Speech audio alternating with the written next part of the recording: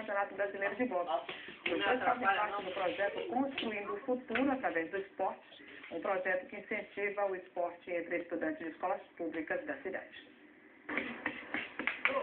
Poucos fortes, fôlego e muita força de vontade. Combinação certa que fez de Leanderson campeão brasileiro de boxe e de Jean-Pierre vice-campeão brasileiro. O esporte mudou a vida dele. Você acha que se não fosse o boxe, você estaria onde agora?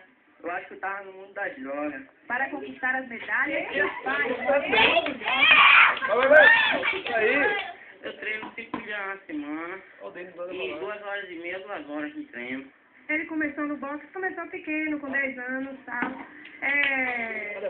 Antes ele gostava muito de brigar e tal, depois do boxe não, o boxe educou, ele ficou calmo. Estou orgulhosa. O treinador fica atento a tudo, cobra atenção e se orgulha dos resultados. Que vai às competições nacional, estadual, a gente nunca ficou sem trazer título. Todas as competições que a gente foi esse ano, 2010, 2009, todos temos título, né? Os garotos começaram no boxe através do projeto Construindo o Futuro através do esporte. A nossa pretensão é a inclusão social, né? É que os alunos oriundos da rede pública, municipal e estadual, pudessem praticar o esporte no turno oposto à escola. A próxima disputa dos campeões do boxe vai ser em São Paulo. Eles vão disputar a seletiva para integrar uma equipe dos 10 melhores boxistas do Brasil.